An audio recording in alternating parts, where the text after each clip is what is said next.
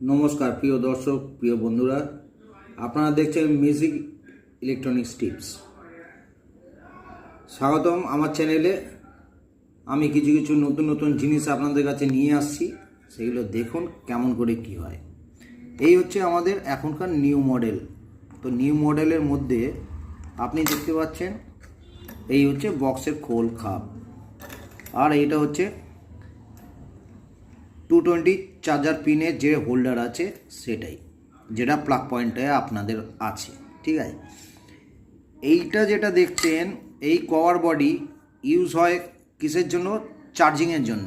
ঠিক আছে, তো সচরাচর আমরা যেটা মোবাইল চার্জার ইউজ করি সেটা 3.7 to 5 ভোল্ট সাপ্লাই দেয়, কিন্তু একটা আছে মানে ইনলেট আউটলেট, যেটা আপনাদেরকে পরিষ্কার আমি বলে দিচ্ছি, যেটা আমার থেকে ইন্ট্রোডাকশান আপনারা পাবেন।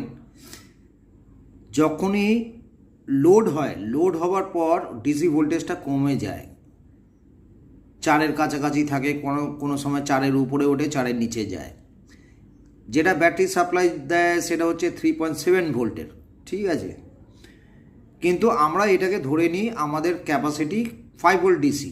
ঠিক আছে, এবার 5 ভোল্ট ডিসির মধ্যে মেন জিনিস হচ্ছে, আমি আপনাকে দেখাচ্ছি এই যে ভোল্টেজ দেখছেন পোলারিটি আর ভোল্টেজ, এটা হচ্ছে 1980 সালের। ঠিক আছে, তো এই 1980-1975-এর পর থেকে এটা সাপ্লাই বাইরে ছিল, তারপর আমাদের ইন্ডিয়াতে সচরাচর হয়ে যায়।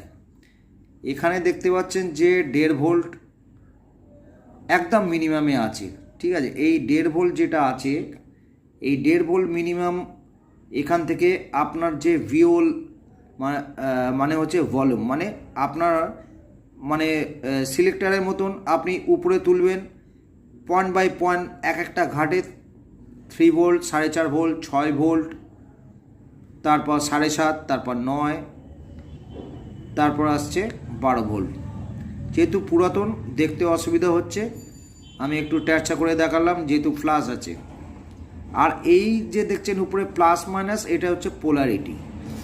আমি কোনো সময় সুবিধার্থে আমার নিজের পোলারিটি আমি চেঞ্জ করতে পারবো। এখনকার যেসব চার্জার আছে সেসব চার্জারে আপনি পোলারিটি চেঞ্জ করতে পারেন না। আপনি যখন মোবাইল চার্জ দিচ্ছেন তখন দেখবেন এই চার্জারে চার্জ হচ্ছে না, আপনি কারোর বাড়ি গেছেন, অন্যের চার্জার ইউজ করে আপনাকে চার্জ দিচ্ছে।